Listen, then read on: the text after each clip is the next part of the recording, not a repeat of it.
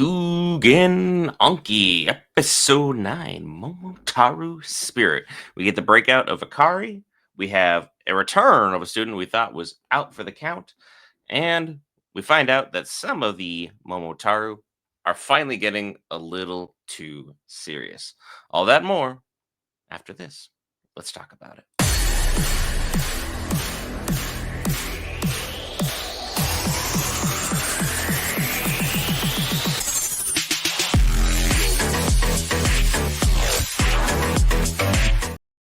All right, guys, Brent here back for Geek Variants. Cover all things Marvel, DC, Lord of the Rings, anime, gaming, Star Wars, Magic the Gathering, and more. We cover a lot of stuff. This time it's Tougen Anki, and I gotta say, the episode was absolutely fantastic. We had a pretty good pacing overall as far as the action concerned, as far as the dialogue concerned. Turns out the teacher was just dropping some deep life quotes throughout the episode because why not Aura Farm when you have the opportunity to? Because you might as well. You never know when the last day is going to be your last. When it turns out this Oni versus Momotaro thing has been going on for a good little while now, and might as well grab your little slice of glory while you can.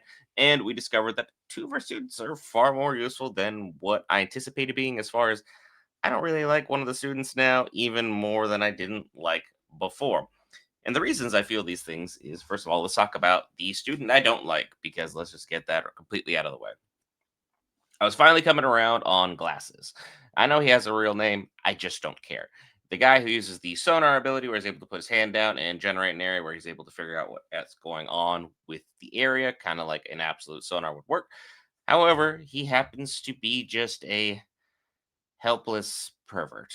And I'm not talking like the kind of normal kind where you're just like, yeah, I get it. You're kind of into insert whatever his thing is here, and you're able to keep it under control, and you're normal about it, and you're, composed.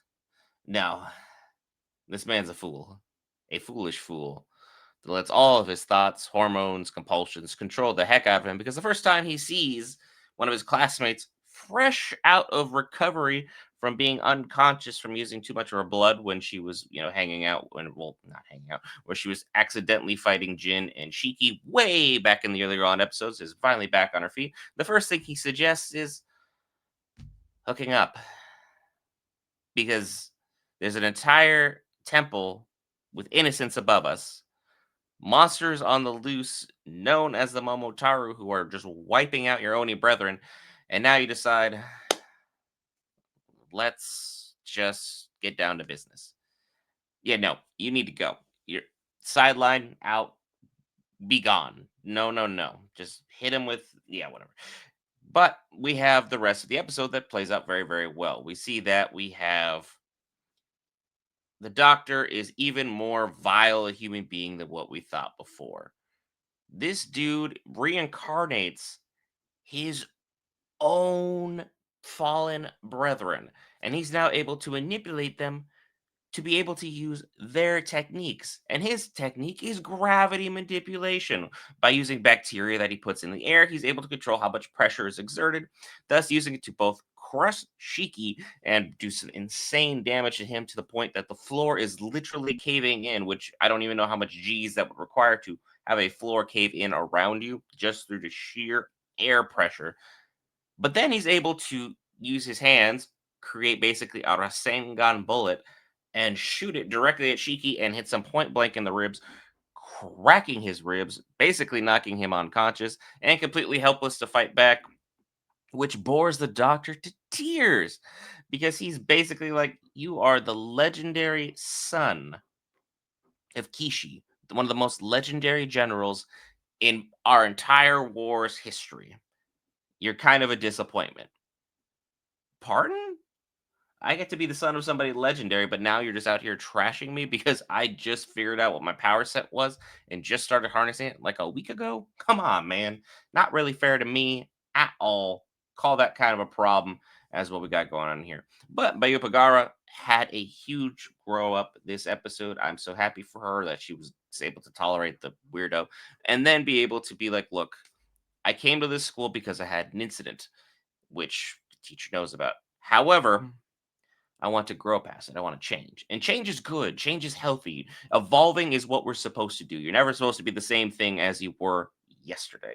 Every single day, you're supposed to be doing something just a little bit different to continue to evolve or continue to grow and continue to adapt. That's what we do as the human species each and every day. That's why everyone's like, it's a fast paced, blah, blah, blah. We're all just growing and adapting. Some of us just happen to grow a little bit faster than others, which is perfectly acceptable. And she wants to change. She's tired of being timid. She's tired of being shy. She's tired of not being in control. She wants to be able to harness her ability to use it the way in which she wants to. Sure, she's still basically screaming, I'm sorry. This is my fault. I can't believe I'm doing this, etc., etc., etc., while she's harnessing her Oni powers.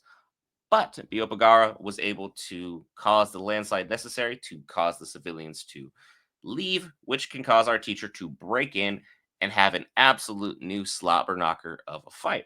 Turns out the one and only Ikari finally gets to show up.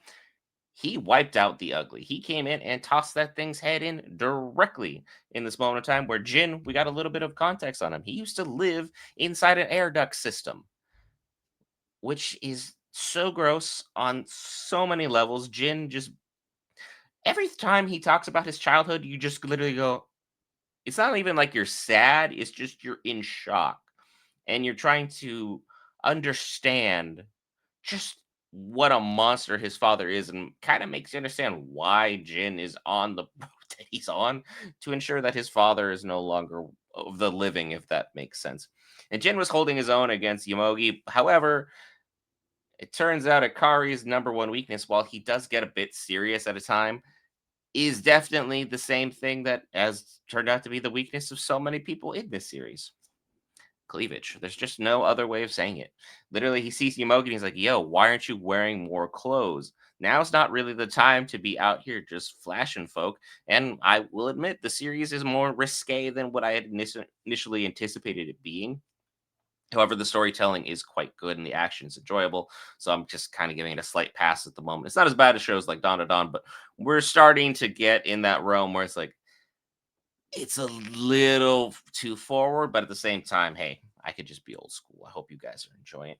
Yamogi is fighting Jin and Akari, and she's basically decided to get serious because, well, the teacher pops up behind her and she is trapped in a really, really bad state. And ultimately, the teacher's like, you should be out of bacteria by now. You should be out of the ability to make yourself powerful enough to make things work.